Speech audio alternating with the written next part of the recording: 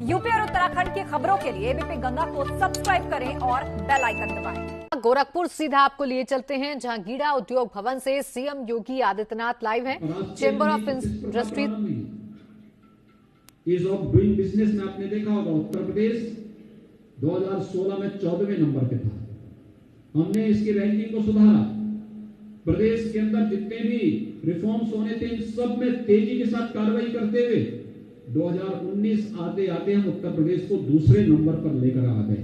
और आने वाले समय में जब एक बेहतर समन्वय चेंबर ऑफ इंडस्ट्रीज और औद्योगिक निवेश से जुड़े हुए संस्थाओं के बीच में होता है तो ये प्रक्रिया और आसान हो जाती है। मैं आज के इस अवसर पर गीड़ा से जुड़े हुए अधिकारियों को, प्रशासनिक अधिकारियों को, सबको मैं इसी बात को कहूंगा कि किसी भी जेन्युइन कार्य में अनावश्यक प्रश्न न लगाएं। वह कार्य त्वरित और स्वतःस्फूर्त भाव के साथ होता हुआ दिखाई दे और एक समय सीमा के अंदर हो, जहां इस कार्य को हमें तत्परता के साथ आगे बढ़ा करके पूरी जवाबदेही के साथ आगे बढ़ाना होगा। वहीं साथ ही साथ औद्योगिक क्षेत्र में कार्य करने वाले चेंबर ऑफ इंडस्ट्री जैसी संस्थाओं को भी चाहिए कि वह लोगों को प्रेरित करें कि शॉर्टकट का रास्ता नहीं और नहीं कोई गलत रास्ता अपनाना है। सरकार की नीति के अंतर्गत, सरकार की पॉलिसी के अंतर्गत निवेश करना या औद्योगिक निवेश करना या उद्योग लगाना और फिर उसके अनुरूप ही उसका पालन हम लोग करें, क्योंकि जब भी व्यक्ति गलत रास्ता अपनाएगा तो देर सवेर फंसेगा और बाद में ऐसा ना हो कि सरकार से ली जाने वाली किसी भी प्रकार के इंसेंटिव बाद में उसके लिए खतरनाक हो सके और उसके गले की हड्डी बन जाए। इस प्रकार की किसी भी कार्रवाई में हम लोगों को नहीं पड़ना चाहिए, क्योंकि निवेश को आसान बनाने के लिए हमें शासन के साथ तालमेल और तारतम्य स्थापित करते हुए उस प्रकार की नीतियों को समयबद्ध ढंग से आगे बढ़ाना, क्योंकि अधिकारियों के पास एक सैद्धांतिक ज्ञान तो है लेकिन कानून की जानकारी भी है, पॉलिसी की जानकारी भी है, लेकिन उसका व्यवहारिक पक्ष की जानकारी आप लोग रखते हैं। जब ये सिद्धांत और व्यवहार दोनों मिलेगा, आचार और व्यवहार दोनों, विचार दोनों मिलेगा, तो ये दोनों मिलकर के विकास की गति को और तीव्र कर सकते हैं। इसलिए समय समय पर औद्योगिक संस्थाओं के साथ बैठक होना, हमने हर मंडलायुक्त से, हर जिलाधिकारी से और औद्योगिक विकास प्राधिकरण से इस बारे में स्पष्ट कहा है कि कम से कम महीने में एक बार औद्योगिक क्षेत्र के प्रतिनिधियों के साथ बैठना और बैठ करके उन समस्याओं का समय समाधान का रास्ता अपनाना। जहां पर मामले स्थानीय स्तर पर समाधान नहीं हो रहे हैं तो उसको फाइल में कैद करके रखें, शासन को भेजें और लगातार फोन करके एक समय सीमा के अंदर उसके निस्तारण की व्यवस्था तय कर लेना। ये चीजें अगर हम करेंगे तो मुझे लगता है एक नया वातावरण बदलता हुआ दिखाई देगा, एक नया प्रवेश हम सबके सामने दिखाई देगा और इस नए प्रवेश के लिए हम सबको अपने आप को तैयार करना होगा।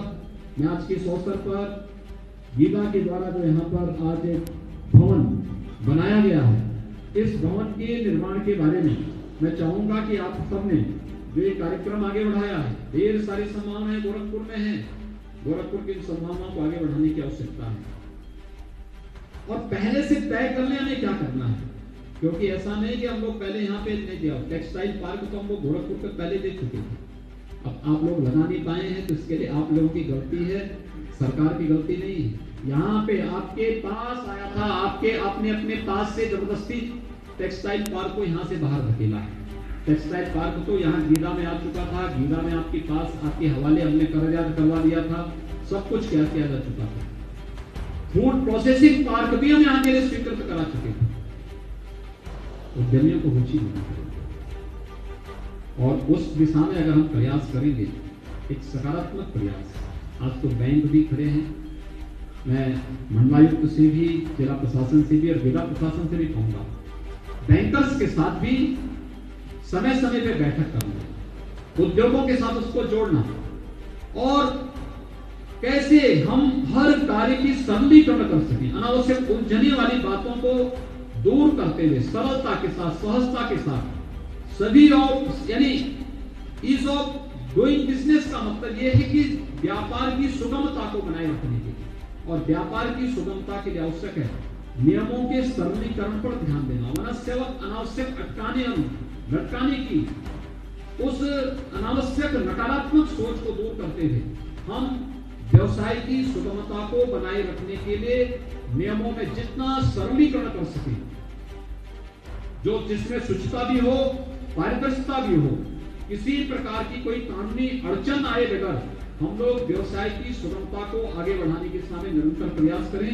आज के इस अवसर पर जब चैंबर ऑफ इंडस्ट्रीज को अपना उद्योग भवन गीला में प्राप्त हो रहा है, मैं एक बार फिर से चैंबर ऑफ इंडस्ट्रीज के अध्यक्ष, उनके सचिव, उनके सभी पदाधिकारियों को, एसके अग्रवाल जी को और उनकी पूरी टीम को हृदय से बधाई देता हूं, अपनी शुभकामनाएं देता हूं, विश्वास व्यक्त करता हूं कि गीला प्रशासन के साथ मिलकर के आप सभी लोग यहाँ के औद्योगिक विकास को एक नई ऊंचाइयों तक आगे बढ़ाने का कार्य करेंगे।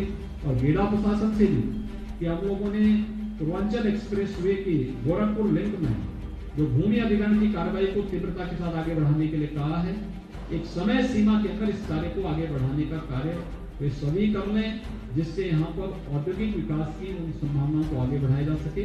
और ये पूरी प्रक्रिया, लैंड आवंटित करने की पूरी प्रक्रिया ऑनलाइन होनी चाहिए। ये किसी भी प्रकार का कोई किसी को किसी से सिफारिश की आवश्यकता न पड़े। ये तो पता लगा कालीबाड़ी वाले बाबा रोज यहीं बैठे रहेंगे,